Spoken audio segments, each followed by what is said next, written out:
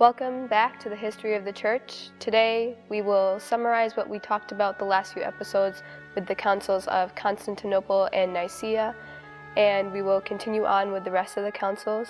Today we have with us Father Theodore once again, and Father, would you like to summarize what we went over the last few episodes? Yeah, so just to recap, we talked about two of the three main ecumenical councils that the Coptic Church believes in. We said an ecumenical council is basically a council that is attended by bishops from all over the world and accepted by the results of that council would be accepted by all the bishops in the world.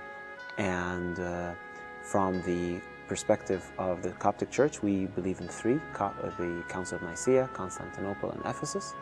And the first one in Nicaea in 325 AD was to discuss the heresy of Arius, where he basically denied that Jesus Christ is fully God, and it ended with his excommunication and affirming by writing the first portion of the creed that we recite in church today, that Christ is fully God, true God from true God, true light from true light, and that's how the first council ended Nicaea.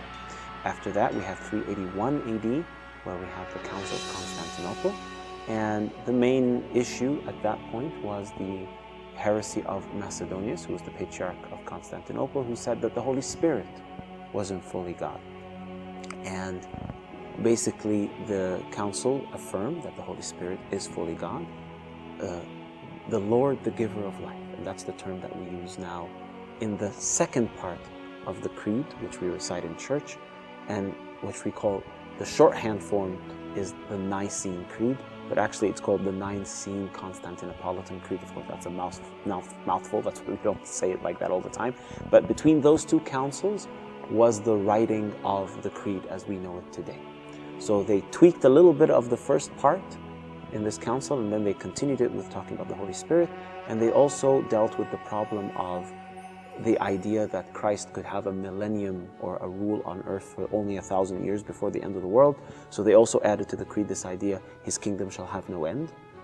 So that's the idea about the creed. And then the other problem that they dealt with was the heresy of Apollinaris, who said that Christ wasn't fully human. He had a divine mind and a human body. And then the fathers said, no, he had to be fully human. That means he had a human mind, a human soul, a human body, and everything that belongs to any regular human being, Christ must have had. So that was basically Constantinople. So between those two councils, we deal with what we call in the history books the Trinitarian Controversy. Basically, how did we define the idea that God is a Trinity? You know, how are they three in one at the same time?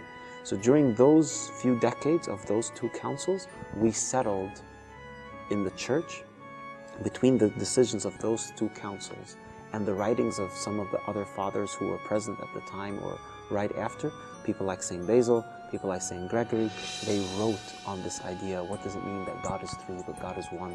What does it mean that the Holy Spirit is God? What does it mean that the Son is God? And these writings give us the basis of what we believe in terms of God being the Holy Trinity.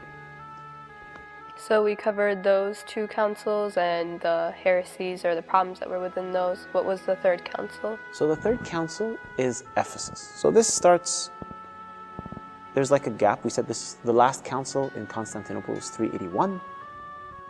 Now this third council would happen in 431. So during that time, a lot of developments are going on in the Roman Empire of the time. So Constantinople becomes more and more important because it's the city of the emperor. And Alexandria, of course, has a long history and a long record of bishops who defend the faith, and they have the catechetical school, which is the school which they did a lot of theological teaching. And we have Rome, which is still, even though it's not as important as Constantinople anymore, but it still has a historical prominence. It's the historic center of the Roman Empire. And here at Ephesus, we start to see this pushing and shoving between the different cities and who's more important, who's more powerful. And that's the sort of problem that eventually leads to the first schism of the church. And it has its seeds a little bit in Constantinople, but mostly in Ephesus and moving on. So one thing that I maybe neglected to mention in the previous council, about the previous Council of Constantinople, that they had decided, remember we said in one of the previous episodes this idea about the 5 big churches. And they decided we want to put a hierarchy. Who's first, who's second, who's third. So initially in Nicaea, they said the most important city is Rome, and then Alexandria, and then Antioch. So those were the 3 main big cities.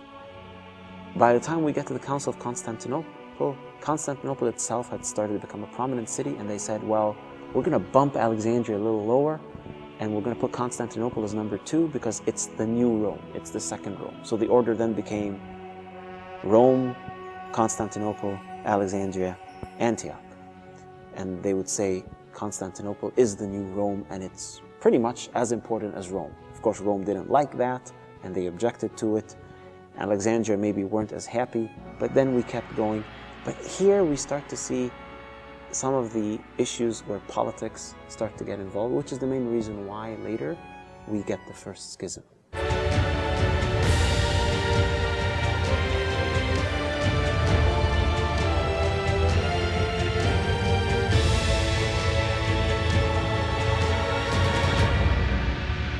So they covered the seeds for the schism. That's where they resulted from the politics. Yeah. But what else was covered? So in Ephesus now, we move to what happens in Ephesus. For a couple of years before Ephesus, a new patriarch comes to Constantinople. His name was Nestorius. So Nestorius starts to preach something which the regular congregation find as a problem. He starts to say, we cannot call Saint Mary the Mother of God. There was this term in Greek which they called the Theotokos. The Theotokos is a Greek term which literally means the God-bearer, or basically the Mother of God. So he said, how can we call a mere human a Mother of God? She cannot give birth to God. God was, begotten before all the ages, so we cannot call her the Mother of God. We can't call her the Theotokos. We have to call her something different. We cannot say that this baby that comes out of the womb, we cannot worship him. We cannot say that this baby is God. So he starts to say, maybe we can call Saint Mary something different. Let's call her the Christotokos, the Mother of Christ. So he starts preaching this in Constantinople. Some bishops are with him, but a lot of people in the population of Constantinople and the areas around it start to say, we don't like this. We've always called Mary the Mother of God. Saint Mary has always been the Mother of Christ, yes, but she's also the Mother of God. How can we not call her that? Why is there the issue with Saint Mary? I thought it was just the issue with the name for Christ. Well, here's the thing, and this is where Saint Cyril, who at this point now is the Bishop of Alexandria, or the Patriarch of Alexandria. He's Patriarch number 24. So he's the 24th Patriarch of Alexandria, and we call him Saint Cyril I, Saint Cyril the Great, Saint Cyril of Alexandria. He is one of the most important bishops in the history of the early time of that church, the time of the first few centuries of the church. Even the Roman Catholics revere him as a great saint. All the people of the historic apostolic churches believe that Saint Cyril is a great saint. And this is why. He saw that it's not about Saint Mary per se. It's more about, if we say that she is not the Mother of God, then how can we say that Christ is fully God? How can we say that he is God who saves us?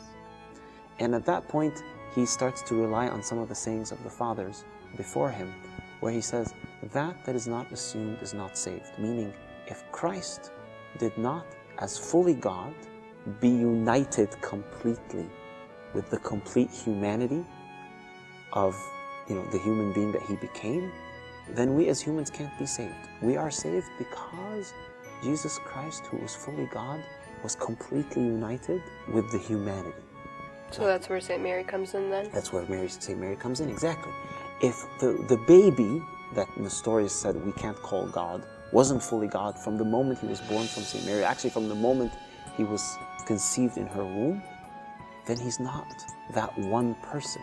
St. Cyril felt that the way Nestorius was talking about this, that he's almost separating Jesus into two persons. So, similar to what Arius... Yeah, in a way, it's a different way of Arius, where Arius is saying, he wasn't really fully God. What Nestorius is saying, well, he wasn't really that one person, fully God and fully human. Maybe he wasn't fully human, or maybe he had this term, his theology was very vague.